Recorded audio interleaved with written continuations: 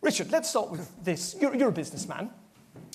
I take it you think that Brexit is a global opportunity and not what Her Majesty's Treasury say, every bank, every economist who suggests it is an act of national self-harm. What we're talking about is the opportunity to be free again, free to be a self-determining nation. And none of that is coming through the debate. And that's what the people want. They're bored of the subject. They desperately just want to get on with it, leave, get the job done. And that's the shame at the moment, is that optimism is not coming through the leadership from the government, and that's what we need. And look forward to hearing what Corazza has to say later. I really need to ask what you mean by free, because freedom in Europe has a meaning. Free from what? It means nothing. What freedom? What freedom? Free to be a self-determining nation. Christopherson told us freedom means you've got nothing left to lose, and that's where we're going. Leave means leave for Nissan, Airbus, Panasonic, Sony, now Honda. Not, and for all the EU citizens who don't know what their status is, you know what. I know exactly what it is. Listen, let's be very clear. Why are Nissan doing what they're doing? Because they've just signed a free trade deal with the European Union, which means that now there are no tariffs between Japan and the EU, therefore they can do the manufacturing in Japan. So that's why they're leaving. It's got nothing to do with Brexit. What would you say to the people that don't know if the job is going to be online or not? What do you say to the workers of BMI Airlines, who just announced that they would actually go in liquidation? A badly run business. I'm speaking now. You interrupted us with glee, didn't you? So we can have our own back. You've got badly run businesses. I have not finished the sentence. You've got badly run businesses going bust. It happens. It's called capitalism. No, they clearly said that it was because of Brexit. The City of London said that 800... I usually don't like to put figures, but in front of people who still, 40 days before Brexit, are giving this bullying slogans, you know, wishful thinking. It is so irresponsible of you. It is so irresponsible. So there is a truth to be told that actually people have voted. Your side essentially lost the referendum. Shouldn't people coerce behind the result and actually see and be optimistic about this rather than seeing it as the kind of the worst decision ever? Isn't optimism missing from this, from the Remain side? I think optimism is missing because what is there to be optimistic about, frankly, about the path that the government's following? Richard talks about economists and what they say about the future. The government produced a report with about 20, 30 economic forecasts. One said, in any scenario whatsoever, we might be a bit better off. All the others said we were worse off.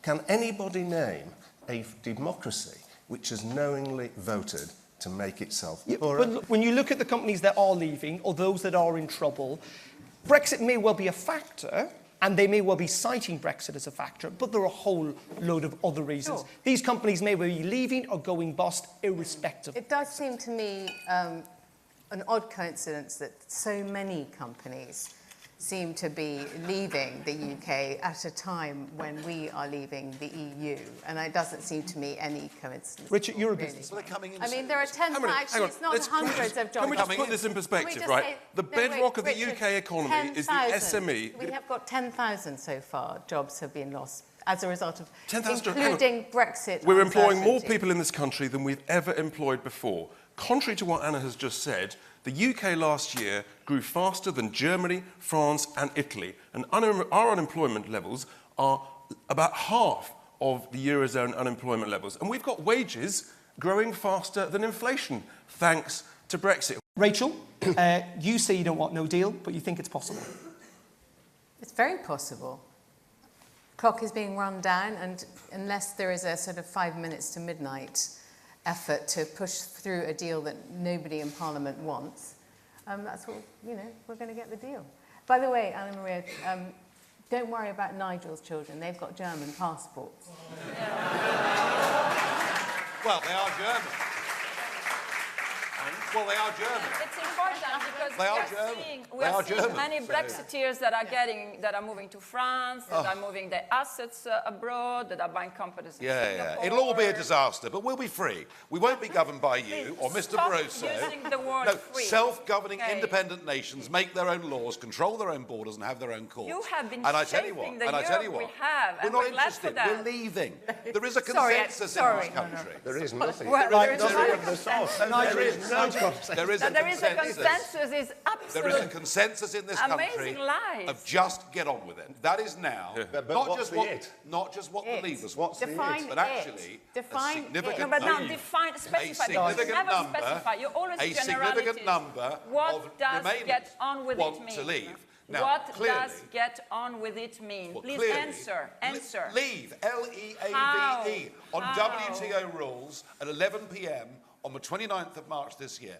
That is what we should do. It's the only way we can now deliver the Brexit that people clearly voted for. However, I don't think Westminster is in touch with public opinion on this at all.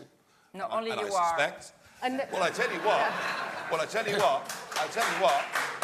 My track record on that's pretty good, actually. Yeah, it's called pretty good. populism. It's pretty good. It's called It's called populism. democracy. You don't called like democracy. It's called Yeah. populism. And it's very awkward for you when you get the wrong result.